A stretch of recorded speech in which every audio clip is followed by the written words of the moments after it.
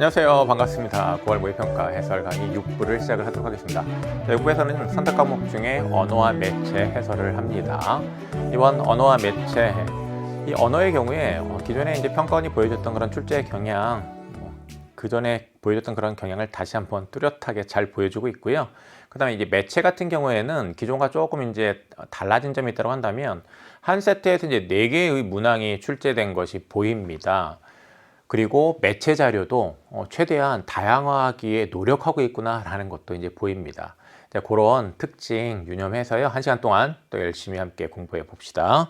자, 먼저 언어의 35번에서 36번 세트 함께 공부를 해 보겠습니다. 자, 35번에서 이제 36번은 지문이 있어요. 그래서 이제 지문 읽고 관련 문항 2개 풀고 이제 그렇게 가야 하는데, 이 지문은 무엇과 관련이 있냐면 음절에 관한 내용입니다. 음절은 발음의 단위다 이렇게 시작을 하고 있거든요. 근데 이 내용은요, 여러분이 여기에서 이제 처음 보는 거 아니고요. 연계교재를 공부하는 학생이라고 한다면 반드시 알고 있어야 하는 개념입니다. 특히 수능 완성을 공부했다고 한다면 알고 있어야만 하는 것이죠. 그래서 선생님이 이제 수능 완성 강의를 할 때요, 이 음절에 관한 이 문제를 풀면서 이 음절에 관한 이 내용이 출제 가능성이 매우 높다라고 강조를 했었어요. 그 이유는 뭐냐면 이 음절에 대해서 우리가 잘못 알고 있는 경우가 좀 많거든요. 그에 관한 언급을 여기서 이제 설명을 하고 있거든요. 어떤 내용인지 봅시다. 음절의 특징을 이해하는 것은 국어 발음의 특징과 이제 여러 가지 음운 변동 현상을 이해하기 위한 기초가 된다라고 얘기를 하고 있습니다. 그러니까 발음의 특징, 음운 변동 현상 이런 것을 이제 알게끔 해준다라는 것인데, 한글은 소리를 나타냅니다.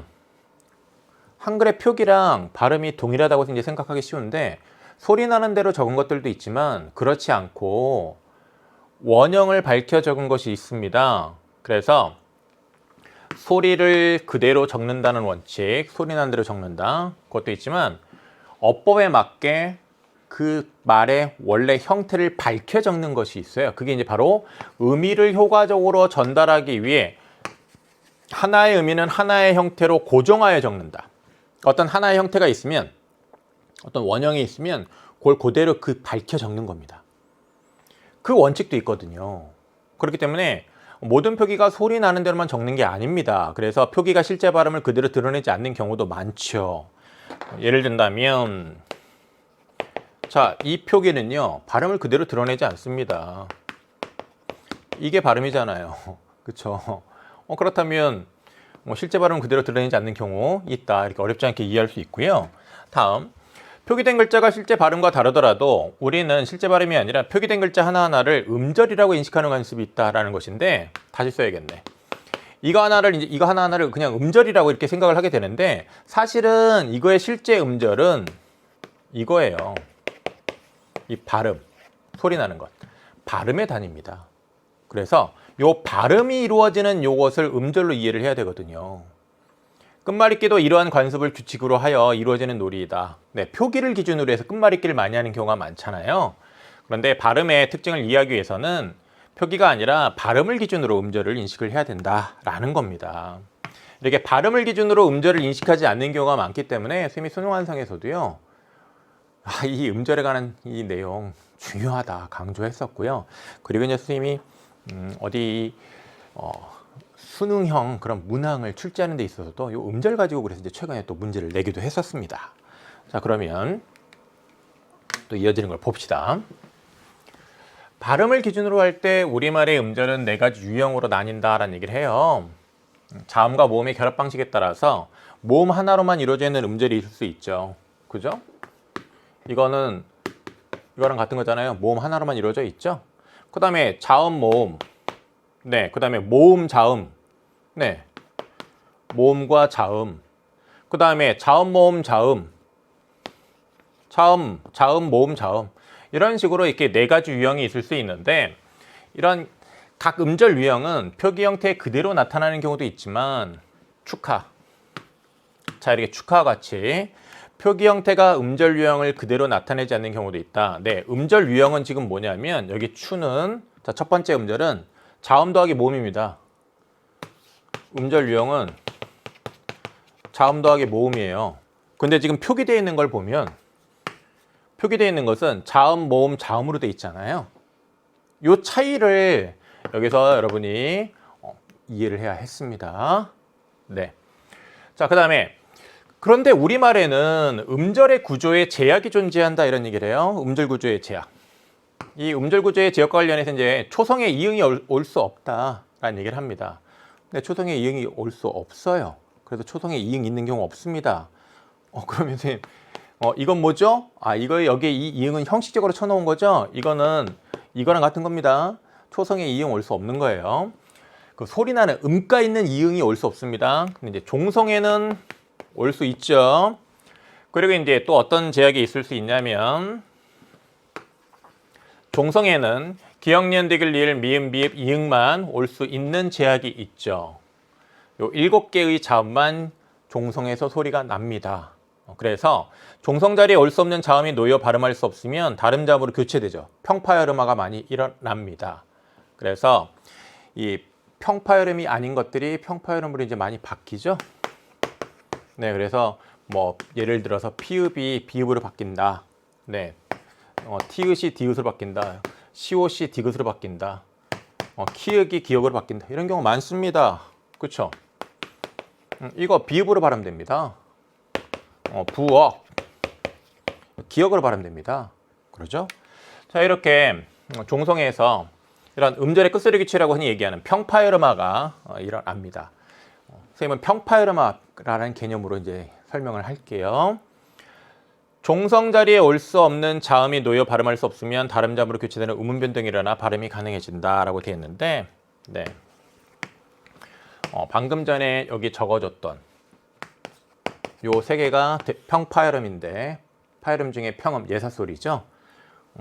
이 평파열음 아닌 것들이 이렇게 이걸로 바뀝니다. 그렇죠? 그래서 뭐 등등등 이런 것들이 이렇게 바뀝니다. 그렇죠? 뭐 이외에도 여러 가지가 있습니다. 여러 가지가 이렇게 바뀝니다. 이런 이 평파열음화 현상이 일어난다. 그리고 종성에는 둘 이상의 자음이 올 수 없다. 이건 자음군 단순화랑 관련이 있죠? 자음군 단순화랑 이제 관련해서 생각을 해야 했습니다. 그러면 평파열음화, 자음군 단순화 이 두 가지가 음절의 구조에 제약이 존재하는 것 관련하여 나타나는 음운 변동 현상이네요. 그렇죠? 그럼 요거를 좀 옆에다가 적어 볼게요. 이와 관련해서 나타나는 음운 변동 현상 두 가지. 평파열음화. 흔히 여러분이 아마 음절의 끝소리 규칙이라고 해서 공부를 많이 했을 거예요. 그 다음에 자음군 단순화.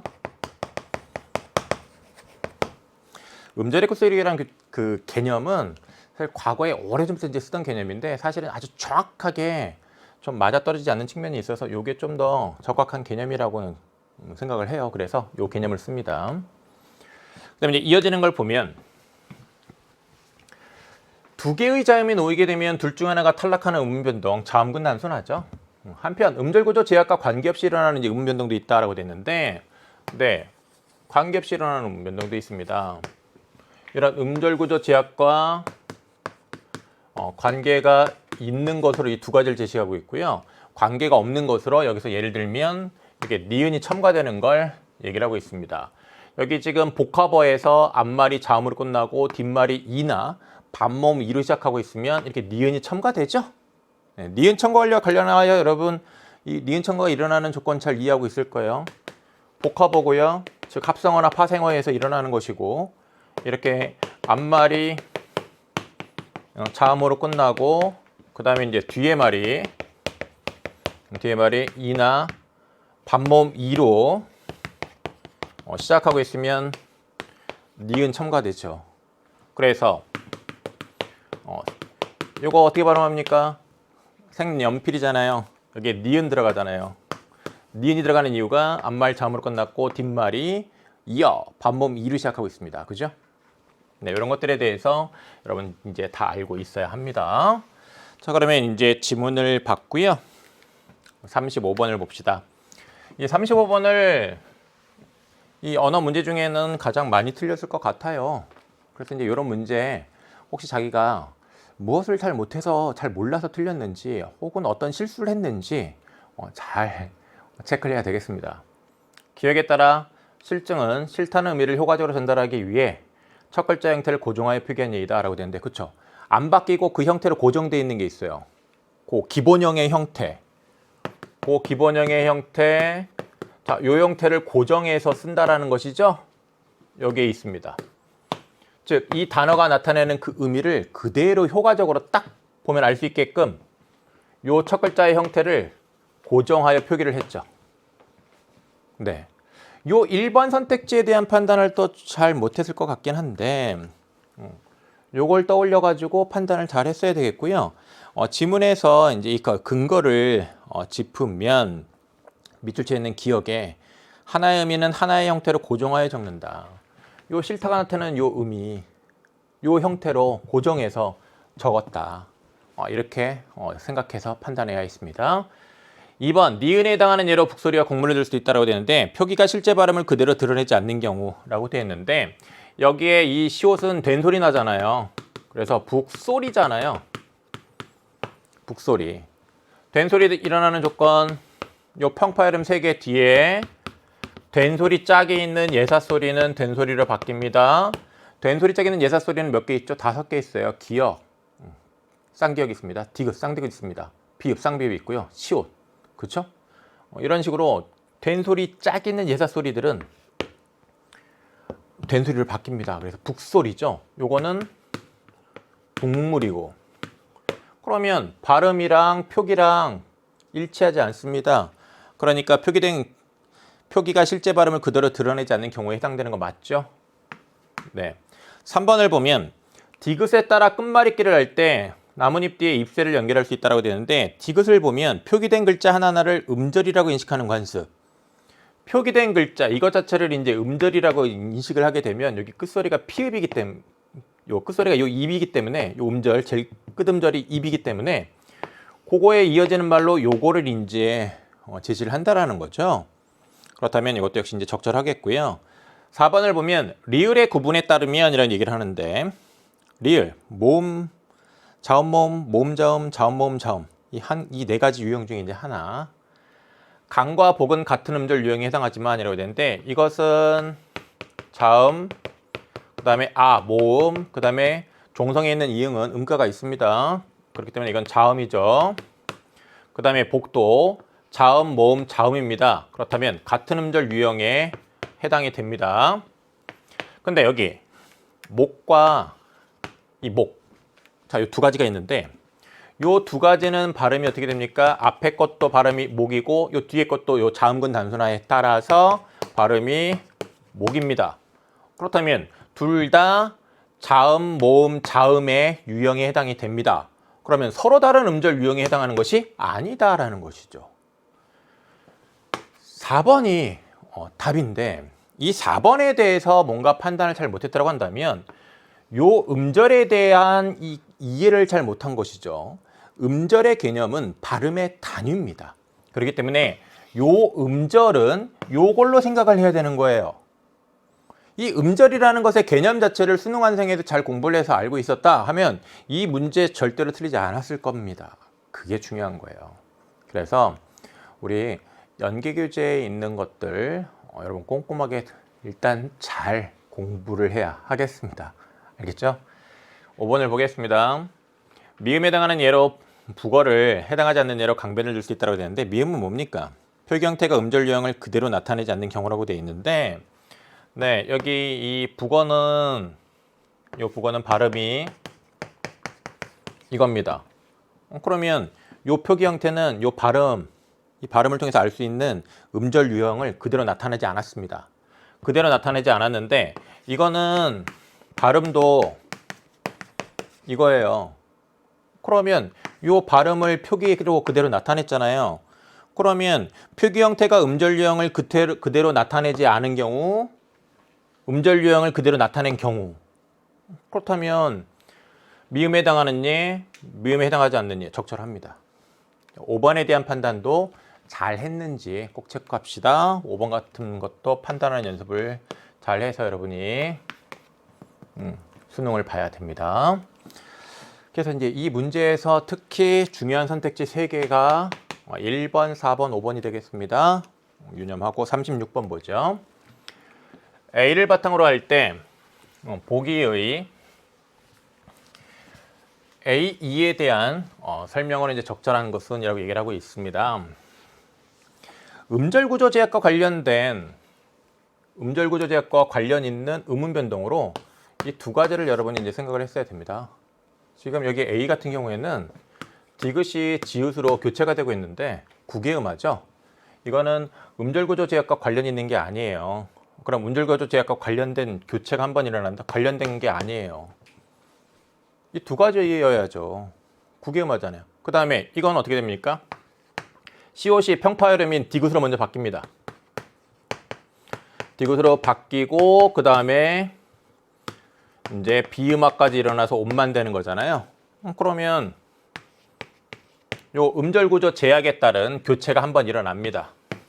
그죠? 그 다음에 음절구조 제약과 무관한 교체, 요 비음화도 일어납니다. 그쵸? 왜 음절구조 제약과 무관하냐면 디귿 음절 끝에서 날 수 있는 소리인데 니은도 음절 끝에서 날 수 있는 소리예요. 둘 다 음절 끝에서 날 수 있는 소리예요. 음절 끝에서 날 수 있는 소리임에도 불구하고 뒤에 있는 미음 때문에 이 디귿이 니은으로 바뀐 거란 말이에요. 그러니까 디귿이 니은으로 바뀌는 이 비음화는 음절구조 제약과 무관한 교체죠. 적절합니다. 자, 이 문제는 적절한 거 고르는 거죠. 그 다음에 3번을 보겠습니다. 음절구조 제약과 무관한 첨가가 한 번이라고 되는데 니은이 첨가되고 있습니다. 음절구조 제약과 관련된 교체가 한 번 일어난다고 되는데 여기 지금 니은이 이 첨가된 니은, 초성에 있는 니은이 리을로 바뀌잖아요. 우리 음절에서 초성의 니은, 리을, 자 니은 소리 날 수 있는 겁니다. 그것이 리을로 바뀐 거란 말이에요. 그렇다면 음절구조 제약과 관련 없는 교체가 일어난 거죠. 니은이 리을로 유음화가 일어난 것은. 그러니까 이 부분 틀렸습니다. 4번을 보면 여기 요 시옷이 탈락합니다. 자음군 단순화가 일어나요. 이거는 음절구조 제약과 관련된 탈락 한번 일어난 거죠. 그 다음에 요 디귿 초성에서 발음될 수 있는데 그럼에도 불구하고 된 소리로 바뀌고 있습니다. 그러면 이 교체는 음절구조 제약과 관련이 없는 것이죠. 그러면 음절구조 제약과 관련이 없는 교체가 일어나는 것이죠. 첨가가 아니라 된소리 대기니까 교체죠. 그 다음에 5번을 보면 음절구조 제약과 관련된 탈락이 한 번이라고 됐는데 요 티읕이 탈락합니다. 자음군 단순하니까 음절구조 제약과 관련된 탈락이에요. 음절에서 두 개의 자음이 소리가 날 수 없으니까 하나 탈락한 거니까. 음절구조 제약과 관련된 교체가 한 번 일어난다고 됐는데 초성에 있는 니은은 소리가 날 수 있는 거예요. 그럼에도 불구하고 리을로 바뀌었다? 원래 소리 날 수 있는 건데 뭐. 그러면 음절구조 제약과 관련이 없는 거잖아요. 근데 관련된이라고 얘기했으니까 적절하지 않은 것이죠. 네. 36번의 정답 2번입니다. 37번 보죠. 37번 같은 것도요. 기존에 이제 평가원이 출제했던 그런 스타일, 전형적인 스타일을 보여주는 문제예요. 이렇게 사례 주고 사례를 분석적으로 이해를 해야만 하는 것이죠. 넓이, 미등, 크기, 지우개라고 되어 있는데 이제 여기서 접사 찾아야 돼요. 접사의 특징을 확인하기 위해 수집한 파생어들이고 각각 확인되는 접사의 공통점을 이제 설명해야 되니까 여기 접사 찾아야 되죠. 이 접사들이 전부 형용사, 동사, 즉 용언의 어간 뒤에 붙었네요. 그렇죠? 그래서 이제 용언의 어간을 어근으로 삼아서 접사들이 결합되어 있습니다. 그래서 용언에 결합하여 명사를 만드는 것, 이거 다 명사니까 적절하네요. 그 다음에 2번을 보면 여기에서 이제 접사를 찾으면 이거죠. 이다랑, 대다랑, 거리다. 자, 이 접사들이 끄덕, 출렁, 반짝이라는 부사 어근에 결합되어 있네요. 그렇다면 부사에 결합하여 자 이것들 끄덕이다, 출렁대다, 반짝거리다 다 동사죠. 동사 맞는 거 맞네요. 그죠? 3번을 보면 디귿에서는 사람을 가리키는 의미의 단어를 만든다고 되는데 보, 꾼, 쟁이, 꾸러기 요 접사들 전부 사람을 이제 의미하는 말을 파생시키고 있습니다. 그렇죠? 그 다음에 이제 4번을 보면 리을에서는 주동사에 결합하여 사동사를 만든다라고 되어 있는데 여기에 결합되어 있는 접사 칩니다. 치.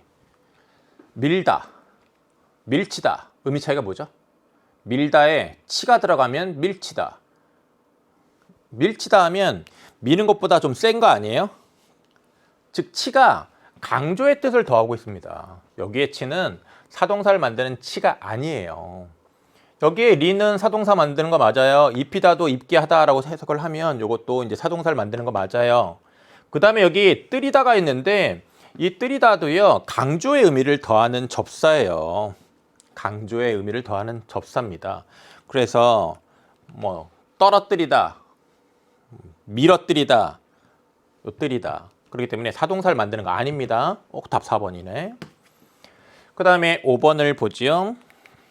부채질, 풋나물, 휘감다, 빼앗기다가 있는데 부채 명사예요. 질이 붙어서 만들어진 부채질 명사예요. 나물 명사예요. 풋이 붙어서 만들어진 풋나물 명사예요.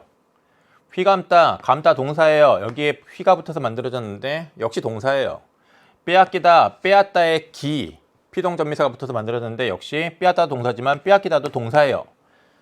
즉 원래 어근과 이 파생된 말의 품사가 동일합니다. 5번 적절하겠죠? 자, 37번의 정답 4번입니다. 38번 보겠습니다. 학습활동의 기억에 들어갈 여러 이제 적절한 것은이라고 얘기를 하고 있어요. 높임 표현이 혼 문장에서 실현될 수도 있지만 견문장의 안긴 문장 속에서도 이제 실현될 수 있다. 그러면 일단 우리가 안긴 문장 찾아야 되죠. 그리고 그 안긴 문장 안에 뭐가 있어야 돼요? 실현된 게 있어야 되는데 뭐가 실현되는 거예요? 높임 표현 실현된 게 있어야 돼요. 그래서 이제 다음 조건에 해당하는 예문을 만들어 보자.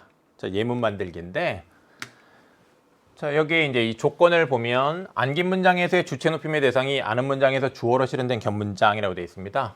자, 여기서 이제 안긴 문장을 찾으면 공원에서 산책하시더니 할아버지를 꾸미고 있는 관형사절이네요. 산책하시던 여기 시가 붙어서 높임이 실현이 되어 있네요. 그럼 산책하시다의 주어는 뒤에는 요 할아버지네요. 그러면 요 안긴 문장에서의 주체 높임의 대상은 할아버지인데 그 대상이 이 전체 아는 문장의 주어네요. 웃으셨다의 주어니까. 그렇다면 요 조건에 해당하는 사례 맞습니다. 그죠? 안긴 문장에서 객체 높임의 대상이 아는 문장에서 목적어로 이제 실현된 것을 찾으라고 얘기를 하고 있어요. 봅시다. 여기에 편찮으시더니 관형사절이네요. 그 다음에 이제 여기에 주체 높임이 실현되어 있습니다. 어르신이 편찮으신 거겠죠?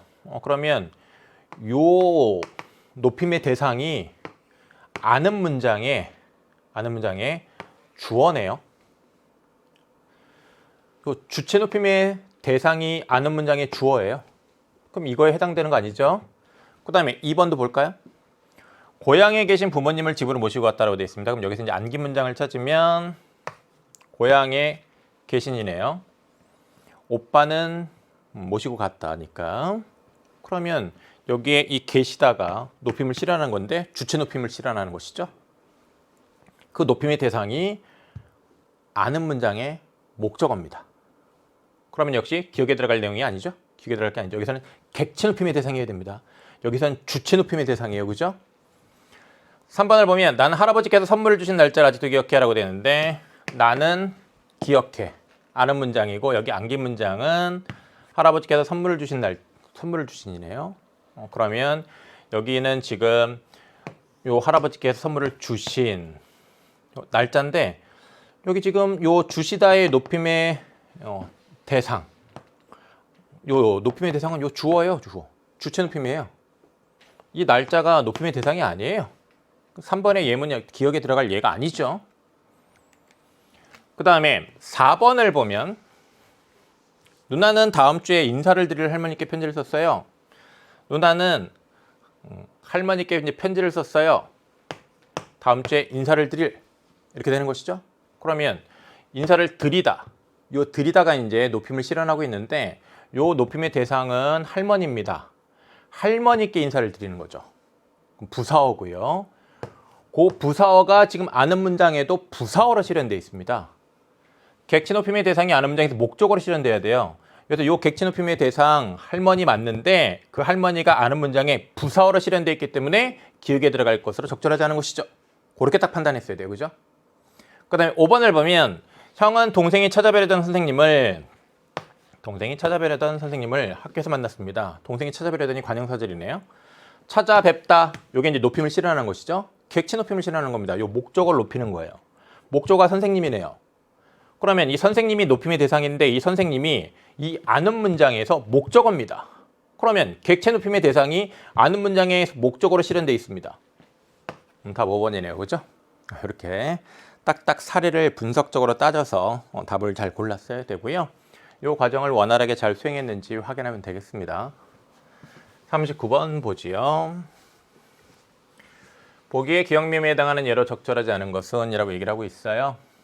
기억은 주격조사 이는 모음이나 반모음 이외의 모음으로 끝난 체언디에 쓰였다라고 얘기를 하고 있습니다. 자, 이제 이걸 분석을 해보면 여기에 현대어역 달이라고 되어 있습니다. 그렇다면 요거는 분석을 하면 달 더하기 2죠. 앞말이 자음으로 끝났고요. 이렇게 자음으로 끝난 거 뒤에 주격조사는 요걸 썼어요. 모음이나 반모음 이외의 모음으로 끝난 체언인데 여기 모음으로 끝난 체언이 아닙니다. 그렇죠? 그렇다면 이것은 기억의 사례로 기억에 해당하는 예로 적절하지 않다. 그렇죠? 기억에 해당하는 예로 적절하지 않으니까 적절하지 않은 거 찾는 거니까 1번이죠. 다음 2번을 봅시다. 여기 요거 분석하면 어떻게 되겠습니까? 쪼개면 요거 참고해서 쪼개면 밥 더하기 R이죠? 앞에 체언이 자음으로 끝났습니다. 자음으로 끝나는 체언 뒤에 목적격조사 R 썼잖아요. 그렇다면 해당하는 예로 적절하지요. 그 다음에 3번을 보면 그 나못 브레이랄 빼혀라고 되어 있는데 자, 나모는 여기 나무입니다. 나모는 나무고 요 시옷이 의에 해당하겠죠? 이렇게 대응시키면 됩니다. 그럼 저기의 시옷은 관형격 조사죠. 나모는 사물에 해당이 되겠죠? 사물. 존대 대상인 체언 뒤에도 관형격 조사 시옷을 썼는데요. 뭐 여러분이 많이 본 형태 부처님 요 시옷 관형격 조사 썼잖아요. 존대 대상이기 때문에 이런 거 이제 많이 봤을 거예요. 다음 4번을 보겠습니다. 부사격 조사 로는 모음이나 리을로 끝나는 체언 뒤에 쓰였다라고 되는데 여기 로 찾을 수 있습니다. 그 다음에 리을로 끝나는 체언이네요. 그래서 리을로 끝나는 체언 뒤에 부사격 조사 사용된 것이고 5번을 보면 링금하 아라쇼사라고 되어 있는데 링금이시여 이 하가 높임이라는 걸 알 수 있습니다. 그래서 앞에 있는 링금은 존대 대상이죠. 그래서 이렇게 하는 존대 대상인 체언 뒤에 쓰인 것 해당되는 사례 맞네요. 그죠? 네, 언어 문제 5개 함께 살펴봤습니다. 자, 이어서 매체로 가도록 하겠습니다. 이 매체 40번에서 이제 이 43번 세트는 4개의 문항이 출제가 되어 있습니다. 이렇게 매체에서도 한 세트에 4개의 문항이 출제될 수 있다. 그렇게 이제 여러분이 생각을 해야 되겠고요. 여기 인쇄 매체의 기사이고 나는 가를 바탕으로 학생이 만든 카드뉴스이다 라는 얘기를 하고 있어요. 자, 그래서 이제 가와 나, 그 내용을 이제 빠르게 관련지에서 이해를 하는 일도 해야 되겠는데, 이렇게 신문 기사에선 뭐 제목이 제시가 됩니다. 사회참여 현주소는 어디인가. 그 다음에 여기 이제 내용을 빠르게 읽을 때, 장문, 화법, 그 다음에 매체 자료, 이런 데서요. 여러분이 꼭 중시해야 되는 정보로 대표적인 게 뭐가 있냐면, 문제점. 혹은, 자, 그 문제의 원인 이유, 대안 방안. 문제점, 대안 방안. 그리고 간혹 원인 이유까지. 이 정보는요, 반드시 주목해야 된다. 그래서 문제 삼고 있는 것을 정확하게 잘 파악을 해야 됩니다. 5점 유념한 상태에서 여기 내용을 짚어봅시다. 자, 청소년의 사회참여가 이제 무엇인지 먼저 그 개념을 제시하고 있습니다.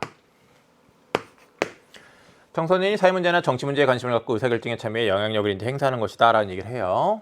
그리고 이제 여기 기관 보고서 이렇게 출처를 밝혀야 되죠. 이 출처 가지고 문제 많이 만드는데 이 출처 가지고 흔히 만드는 이제 선택지가 바로 뭡니까? 신뢰성이에요. 신뢰성. 요거 알죠? 청소년도 사회 참여가 필요하다고 응답한 청소년은 무려 88.3. 굉장히 많다는 얘기죠. 그런데 실제로 얼마나 많은 청소년에게 사회 참여 활동 경험이 있을까? 그걸 따져봤더니 사회 참여 활동 경험이 있다고 응답한 청소년은 21%에 그쳤답니다. 이거 문제죠. 필요하다라고 응답한 비율은 88%가 넘는데 실제로 경험이 있는 청소년은 21%에 그쳤습니다. 요게 문제점이에요. 요게 문제 삼고 있는 거예요.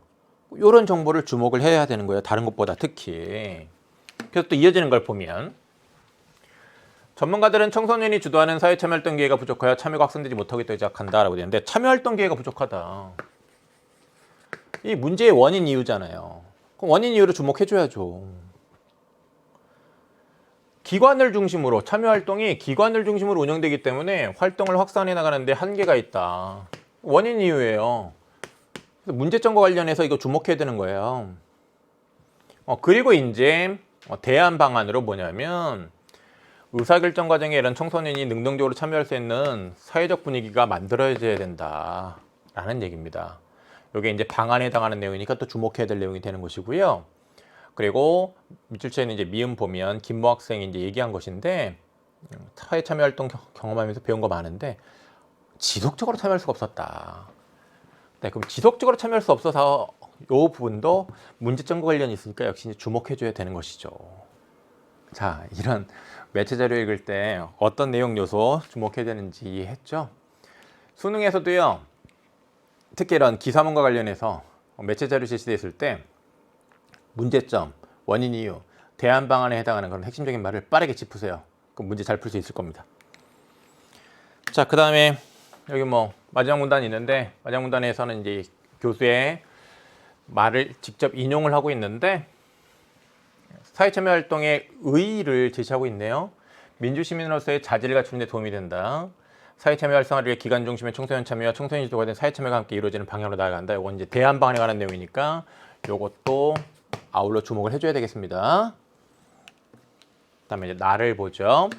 나를 보면 이제 카드 1, 카드 2가 있는데 청소년도 사회 참여가 필요합니다. 청소년의 약 80%는 청소년도 사회 참여가 필요하다고 생각합니다. 참여 경험이 있다 21%, 청소년은 21%에 그쳤습니다. 요게 이제 대비가 되면서 요 참여 경험이 적은 것이 이제 문제점으로 부각이 되고 있어요. 그렇죠? 그렇게 매체자를 읽어야 되는데 근데 항상 이렇게 자료가 제시가 되면요.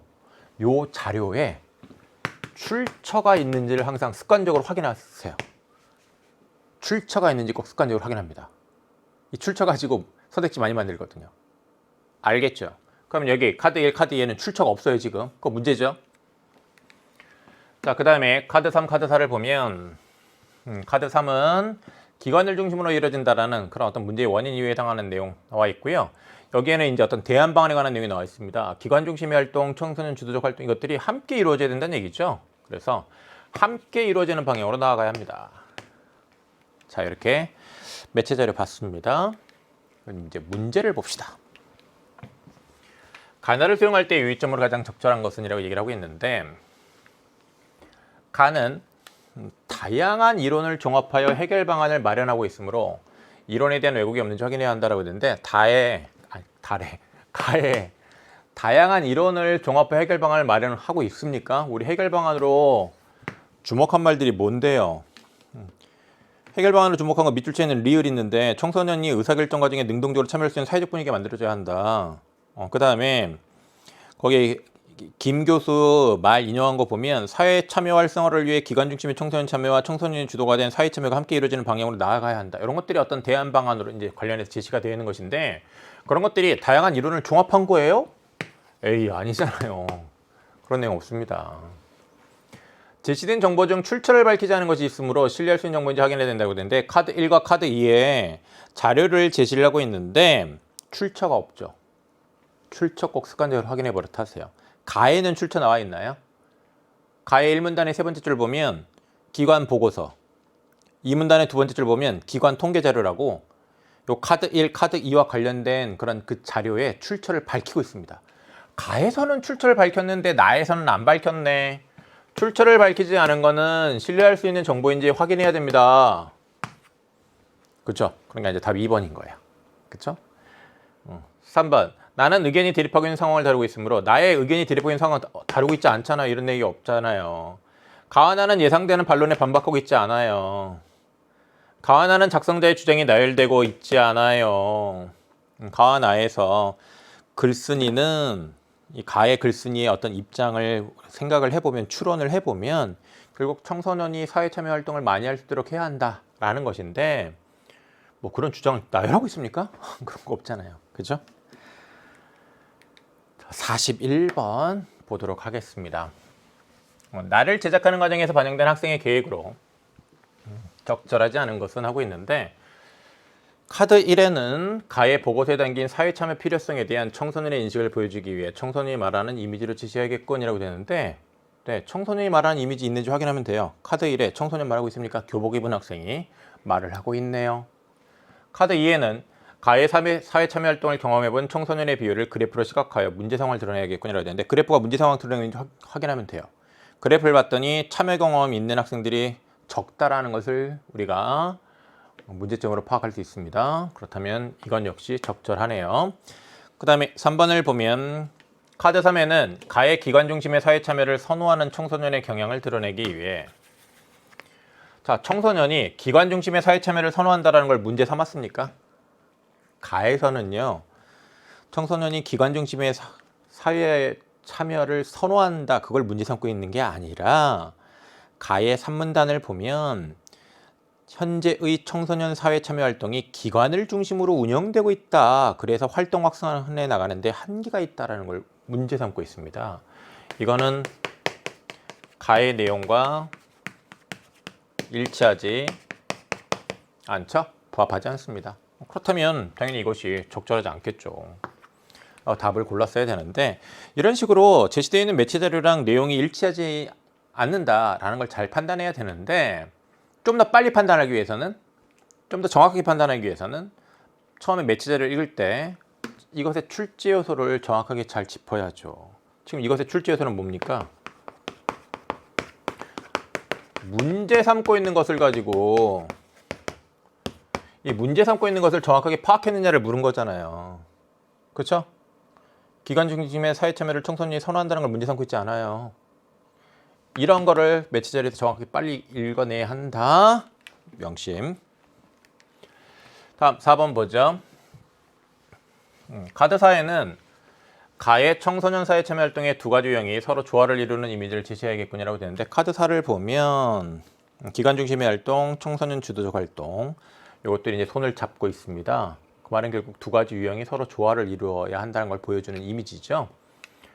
카드 4에는 가의 청소년 사회 참여에 관한 교수 인터뷰 내용 중 활성화의 방향에 해당하는 내용을 문구로 제시하겠군이라고 되는데 거기에 보면 사회 참여 활성화를 위해 기관 중심의 청소년 참여와 청소년 주도가 된 사회 참여가 함께 이루어지는 방향으로 나아가야 합니다 하면서 활성화의 방향에 해당하는 내용을 문구로 제시하고 있습니다. 그러니까 적절합니다. 42번을 보지요. 기억 미음에 대한 설명으로 이제 적절하지 않은 것 묻고 있는데 이 유형의 문제가 평가원 시험에 매번 출제가 되고 있습니다.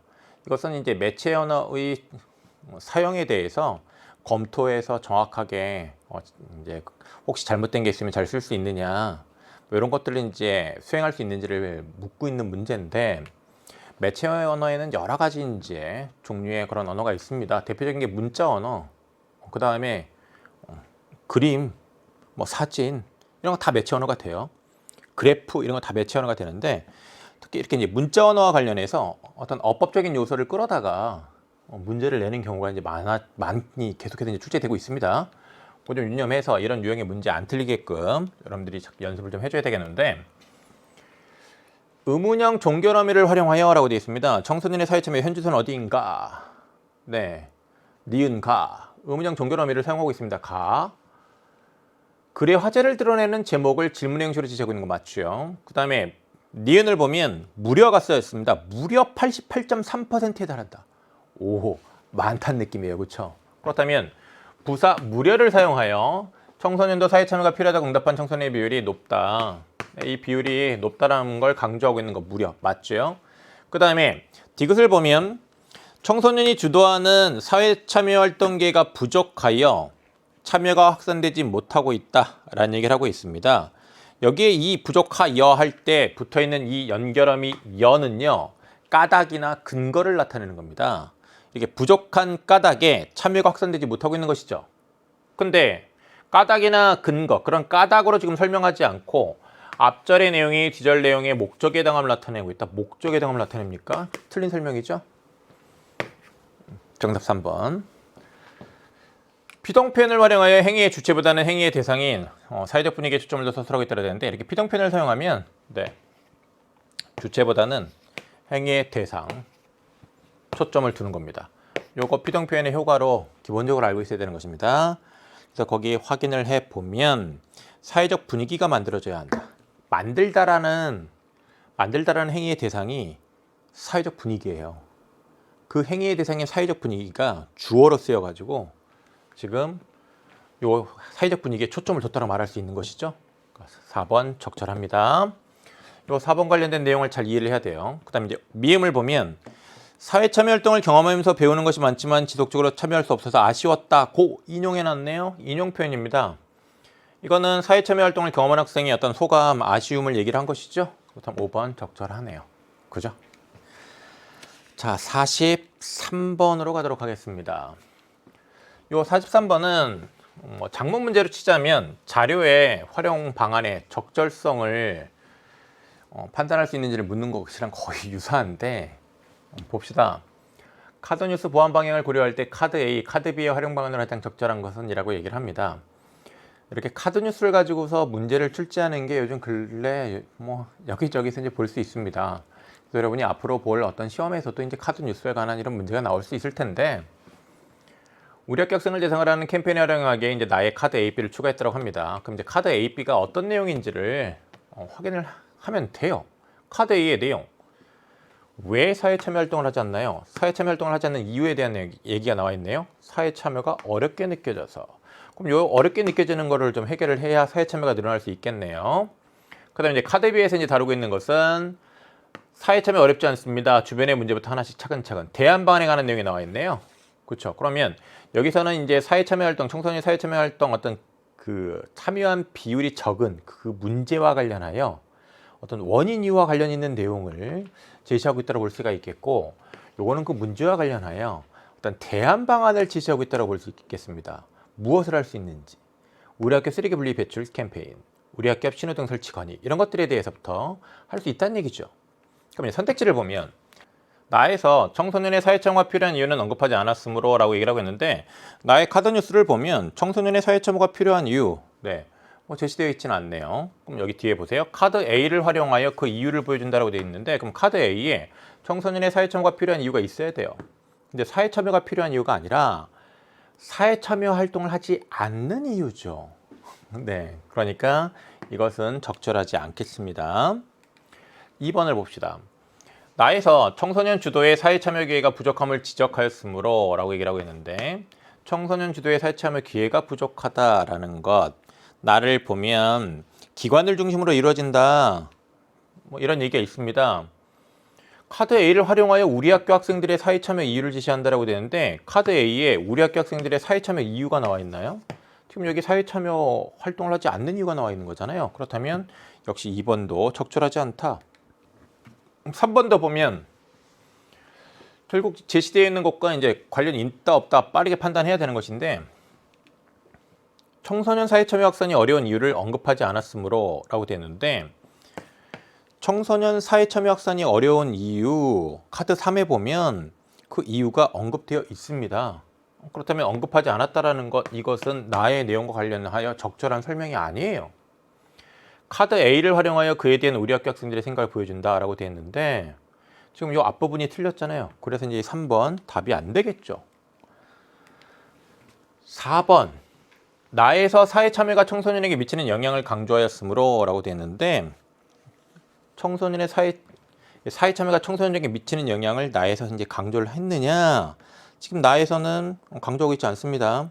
지금 가 같은 경우에는 사문단에 청소년의 사회참여 활동은 사회성을 형성하여 민주시민으로서의 자질을 갖추는 데 도움이 될 수 있습니다, 이런 내용이 있지만 나에는 그런 내용이 없어요. 그렇다면 여기에 강조했다라고 말하는 것 자체가 또 역시 적절하지 않습니다. 카드비를 활용해 우리 학교 주변에 문제를 알려준다라고 얘기했는데 앞부분이 확실하게 틀렸습니다. 5번을 보면 나에서 청소년이 주도적으로 사회 참여를 할 수 있는 구체적 방법을 제시하지 않았으므로 라고 되어 있는데 네, 나를 보면 나에서 청소년이 사회 참여를 할 수 있는 방법 제시하지 않았습니다. 구체적으로 제시하지 않았고요. 어떤 방향만 제시하고 있죠. 카드 B를 활용하여 우리 학교 학생들이 실천할 수 있는 방법 제안한다고 되는데 그럼 여기에서 이제 우리 학교 학생들이 실천할 수 있는 방법이 있는지 확인했더니 학교 쓰레기 분리 배출 캠페인이라든가 학교 앞 신호등 설치 건의와 관련하여 사회 참여할 수 있다라는 얘기죠. 그렇다면 5번이 적절한 거네요. 그렇죠? 그래서 5번을 답으로 골랐어야 한다. 자, 그럼 이제 이어서 44번에서 45번 함께 합시다. 가는 웹툰 동아리 학생들의 제작진 채팅방에서 이제 나눈 대화이고 나는 가의 회의를 바탕으로 제작한 웹툰이 실린 누리집의 일부이다 라는 얘기를 하고 있습니다. 그래서 이제 여기 가를 보면 마음을 그려드려 게시판에 다음 주에 올릴 웹툰에 관한 제작진 회의를 시작할게 라는 얘기를 합니다. 여기서 이제 중요한 키워드는 제작진 회의예요. 이 카톡 대화방 보면요. 우리 이제 이 매체 문제 출제된 것들을 이제 보면 대부분 무언가를 만들기 위한 어떤 의견을 서로 이제 나눕니다. 뭔가를 만들기 위한. 그래서 여러분이 주목해야 할 정보는 이거예요. 어떻게 만드느냐. 그 방법 관련된 정보를 특히 이제 주목을 해야 되겠고요. 만일 어떤 수정 검토가 이루어지고 있다고 한다면 그런 검토 의견도 당연히 어떻게 만들어냐와 관련해서 주목해야 되는 정보가 되는 거죠. 그래서 이 제작과 관련하여 어떻게 해당되는 걸 특히 좀 주목을 하세요. 무엇을도 있으면 당연히 함께 주목을 해야 되고 어떻게 특히 주목해야 된다. 자, 웹툰을 챙겨보는 독자입니다. 친구에게 미안한 마음을 어떻게 전할지 고민이라 사연을 올려요 라고 됐는데 자, 이제 무엇을 표현해야 되냐면 친구에게 미안한 마음. 그래서 이제 무엇을과 관련하여 친구에게 미안한 마음 저걸 이제 주목을 해야 되죠. 시험 공부를 도와달라고 했는데 바쁘니까 알아서 하라고 짜증냈대요. 이제 서운해하는 걸 보고 후회하다가 한 달이 지나고 사이는 멀어졌대요. 이게 이제 문제 상황이네. 어떻게 말할지 많은 독자들의 조언을 들을 수 있게 잘 그려주세요 라고 얘기를 하고 있는데 어떻게와 관련하여 많은 독자들의 조언을 들을 수 있게 요거 주목해야죠. 이렇게 요청을 한 거예요. 그래서 이제 요 요청까지 이제 반영을 하고 있는데 한 달이나 시간이 지난 건 어떻게 드러내지? 장면이 세로로해지니까 이걸 그려서 시각적으로 표현하면 좋겠어. 네, 이렇게 시간이 한 달이나 지난 것 요걸 시각적으로 이제 표현한답니다. 방법 어떻게 관련된 정보 주목하는 거예요. 그 다음에 이제 요 한 달 동안 두 사람이 느꼈을 감정을 비교하기 좋게 양쪽으로 배치해 보면 어떨까? 감정을 비교하기 좋게 양쪽으로 배치한대요. 방법 그와 관련해서 조화라고 얘기했습니다. 친구 사이가 점점 멀어지는 건 둘 사이의 간격으로 보여줄게.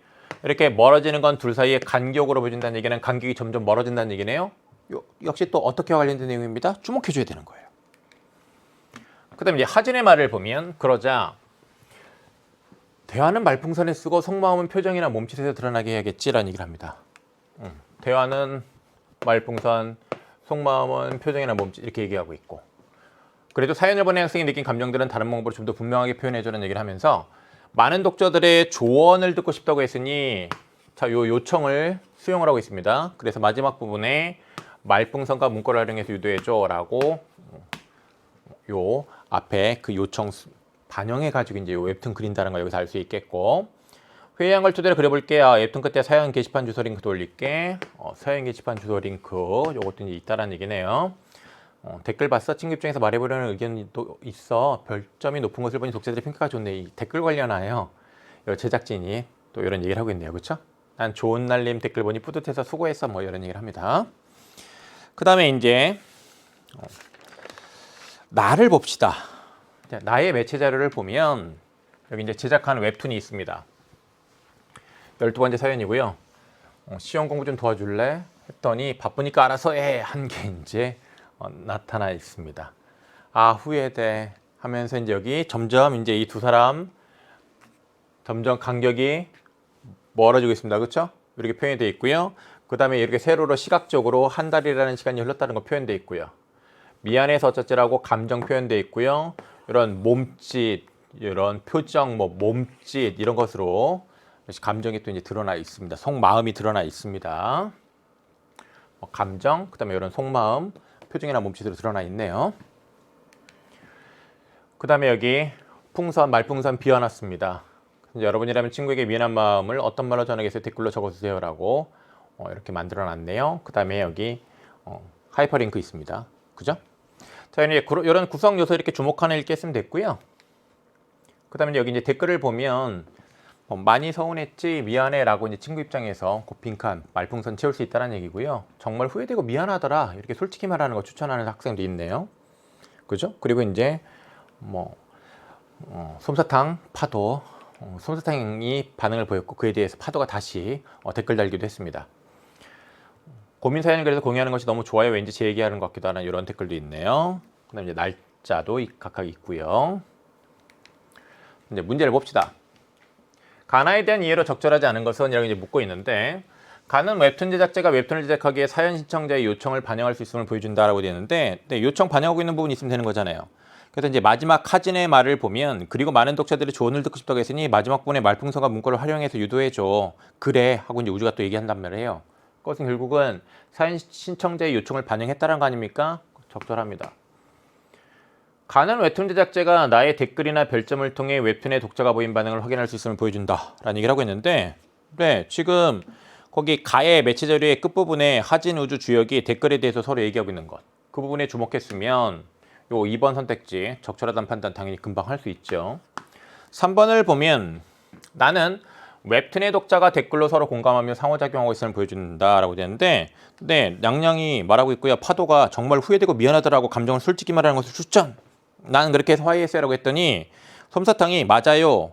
솔직한 게 중요해야 합니다. 이에 대해서 다시 파도가 그것도 맞는 말 이렇게 하면서 파도랑 솜사탕이랑 댓글을 통해서 서로 상호작용하고 있습니다. 공감도 하고 있고요. 적절하죠. 4번 나는 웹툰의 독자가 하이퍼링크를 통해 웹툰 제작자가 지정한 곳으로 이동할 수 있음을 보여준다고 되는데, 거기 나에 보면 사연 게시판으로 이동할 수 있는 하이퍼링크가 제시가 되어 있습니다. 적절하네요. 나는 웹툰의 독자가 이미지에 담긴 의미에 대해 웹툰 제작자에게 직접 묻고 답을 얻고 있음을 보여준다고 되는데, 이미지에 담긴 의미에 대해서 웹툰 제작자에게 직접 묻고 답을 얻고 있는 이런 구성 요소는 지금 나에서 찾아볼 수가 없습니다. 여러분, 매체 문제에서요, 그 제시되어 있는 매체 자료를 구성하고 있는 요소, 그 구성하고 있는 요소 있다 없다 가지고 선택지 판단해야 되는 경우가 많아요. 그래서 매체 자료를 처음 여러분이 볼 때 빠르게 어떤 구성 요소로 이루어졌는지를 확인해 놓는 게 필요해요. 뭐 예를 들면 거기 하이퍼링크가 있다. 그런 식으로. 여기 날짜 시간도 제시가 되어 있네. 그런 식으로. 구성 요소를 꼭꼭 확인해 버릇하세요. 45번을 보겠습니다. 가의 웹툰 제작 계획을 나에 반영한 내용으로 적절하지 않은 것이라고 얘기를 하고 있는데, 시간의 경과를 드러내기에 장면이 지시되는 방향을 고려하여 숫자를 세로로 쭉 배열해가지고 한 달의 시간이 흘렀다는 것 표현했죠. 그 웹툰에서 확인 가능합니다.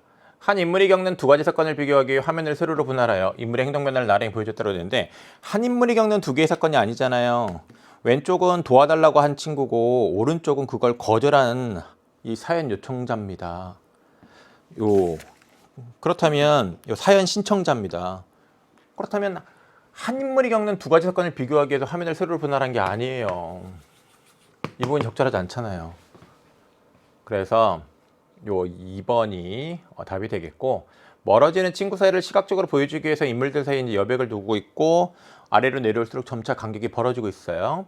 속마음을 분명하게 표현하기 위해 표정이나 몸짓으로 드러내는 것뿐만이 아니라 후회해 미안해서 어쩌지? 라는 그런 감정을 글로 명시적으로 드러내고 있습니다.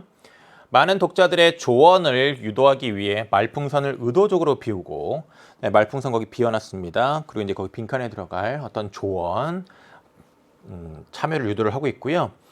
댓글 참여를 권유하는 문구를 제시했다고 되는데, 여러분이라면 친구에게 미안한 마음을 어떤 말로 전하겠어요? 댓글로 적어주세요라고 댓글 참여를 권유하는 문구 제시했죠? 적절합니다. 그죠? 그리고 이제 45번의 정답이 2번인 거지요. 자, 45번까지 이제 함께 쭉 살펴봤습니다. 여러분, 매체 문제는요, 그래도 이제 모의고사가 여러 차례 이제 실시가 됨에 따라서 여러분이 어떤 매체의 어떤 유형이 있다라는 것을 알 수 있었을 거예요. 그럼 매체 어떤 자료랑 매체 어떤 문제의 그런 유형 패턴에 익숙해지면 빨리 해결할 수 있으니까요. 기출을 중심으로 남은 시간 동안 또 준비를 잘 해서 매체 문제도 빠르게 풀고 해서요. 어려운 독서 또 어려운 혹시 문학 있으면 잘 해결해서 수능에서 좋은 결실 거두기 바랍니다. 응원하겠습니다. 여러분 고생 많았고요. 안녕.